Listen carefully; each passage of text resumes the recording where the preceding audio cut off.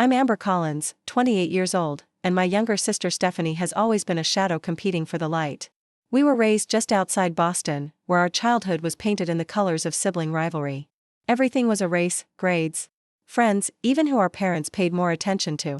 I thought it was innocent, just kids being kids. But I was wrong.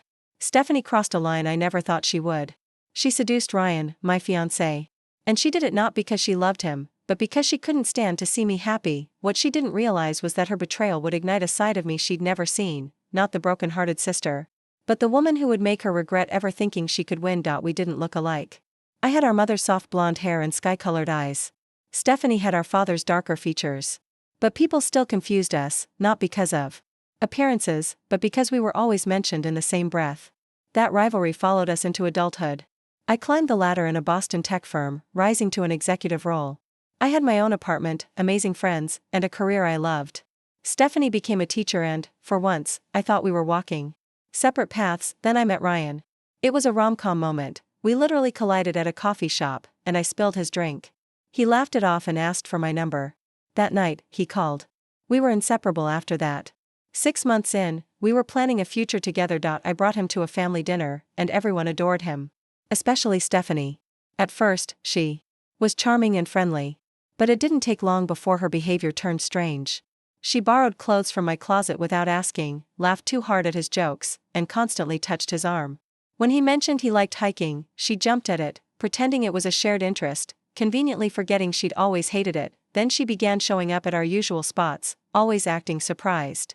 Boston is big, but somehow, she always managed to bump into us. Still, Ryan brushed it off. She's just being friendly, he said. That's when the messages started. While Ryan was in the shower, I saw a text from Stephanie, "Can't wait for our secret design book chat tomorrow, winking face." When I asked him about it, he said she asked for decor advice. Nothing big. But soon, the texts were daily. Inside jokes, memes, photos. Then a friend saw them together, at a bakery, looking a little too cozy. I confronted Ryan. He denied everything. Said she was leaning on him because she was lonely. Said he loved only me. I made him promise to set boundaries. And things calmed down. Stephanie even apologized and claimed she wanted to fix things between us. I believed her, until the day I came home early. I had Thai food in hand, ready to surprise Ryan. I used my key and walked in. I heard the sounds first, coming from the bedroom. I walked in and found them together. They didn't see me until I dropped the bags. Ryan was stunned. Stephanie barely looked ashamed. In her eyes, I saw satisfaction. She wanted me to see this. I didn't scream. I didn't cry.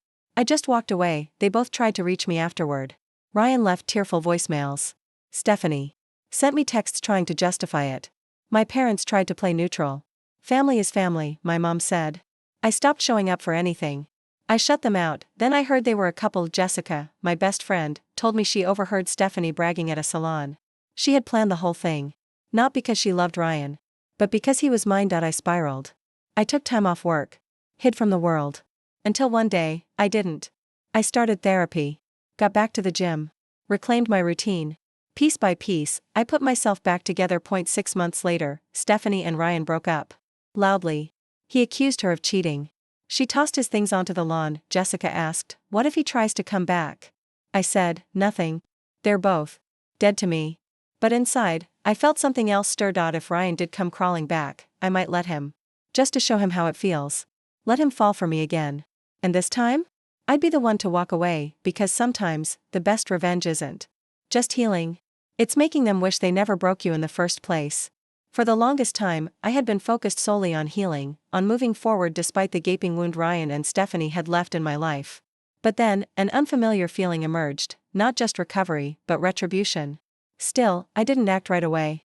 I redirected my pain into purpose. I hired a personal trainer and committed myself to my health, shedding the weight that had come with my depression. At work, I chased high-profile projects with a renewed hunger, earning a promotion and a raise.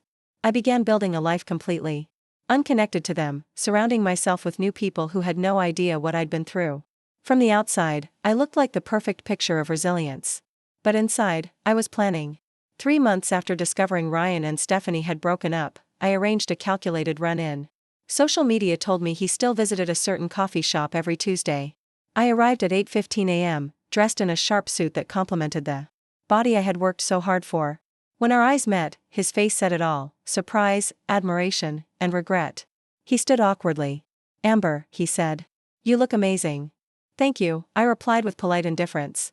"How have you been?" he asked, clearly nervous. "Better than ever," I said with a cool smile. I turned to the counter, chatting with the barista like he was invisible. Before I left, he stopped me. "Amber, wait, could we talk sometime? I've wanted to reach out for months." I hesitated. "I don't know, Ryan. What would we even talk about?" His face softened. "I made the biggest mistake of my life." I pulled out my business card. "I've got a dinner meeting tonight. But I'm free tomorrow. Text me, if you're serious."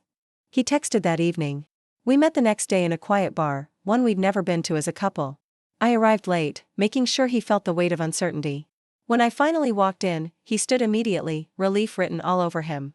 He looked older. Tired. Regretful. "I wasn't sure you'd come," he said. "I almost didn't," I replied. Then came the apology. He told me how Stephanie had manipulated him, how she made him feel like her emotional crutch. How she chased him, only to treat him like nothing once she got him. "I was just a trophy," he said bitterly. "And you let her use you," I said quietly. "I know. I threw away everything for nothing." We talked for hours. I told him about the therapy, the sleepless nights, the way I still couldn't fully trust anyone. He listened, devastated by every word. At the end of the night, he practically begged for another chance. "I know I don't deserve it, but please think about it." I didn't commit. But in truth, I'd already made my decision.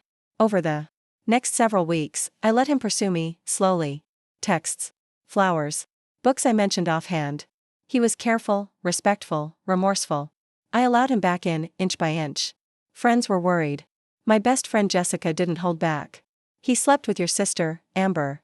Are you taking him back, or just torturing him?" I smiled. "Just seeing where it goes." In reality, I had already made up my mind.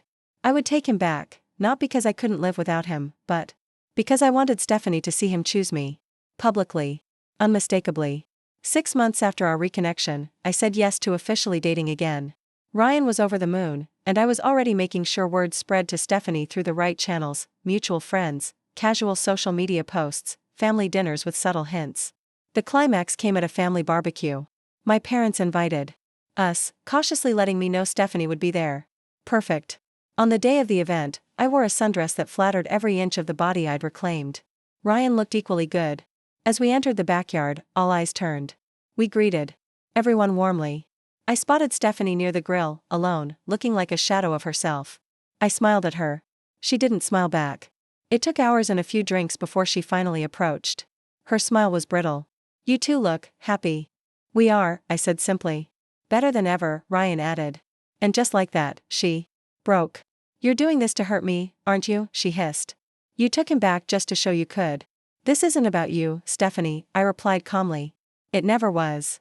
She snapped, hurling bitterness, accusations, and finally a scene that brought the entire backyard to a hush. My father had to physically pull her away. As Ryan and I left, he was shaken. "That was brutal," he said. "She always was a sore loser," I replied. He looked at me sideways. "Is that what this is to you? A competition?" I paused. "No. This is us choosing each other. Despite everything." That seemed to reassure him. But in truth, the confrontation had gone exactly as I'd hoped. 2 weeks later, Ryan proposed. A quiet, beautiful dinner. A heartfelt speech. A diamond ring. I said yes, not just for revenge anymore. Because I had fallen in love again. The woman who once sought revenge had slowly transformed. And surprisingly, so had Stephanie. She didn't attend the wedding, but she sent a gift, a photo of us as children, and a note that read, "Remember when it was simple. Wishing you both all the happiness in the world. Love, Steph." In therapy, I admitted I had taken Ryan back partly out of vengeance. I even told him one evening, heart pounding with anxiety. He listened. Then forgave. "At least you were honest," he said. "We're both here now. For the right reasons." And he was right. As we exchanged vows in a garden surrounded by loved ones, I realized that while revenge might have sparked the fire, love had kept it burning. The best revenge wasn't humiliation, it was building something real and unshakable from the ruins. Not every betrayal leads to bitterness. Sometimes, it leads to growth, clarity, and a future better than the past ever was. So tell me, do you believe in second chances? Would you have taken him back? Share your thoughts below, and if this story touched something in you, don't forget to like, comment, and subscribe for more. Thank you for being here.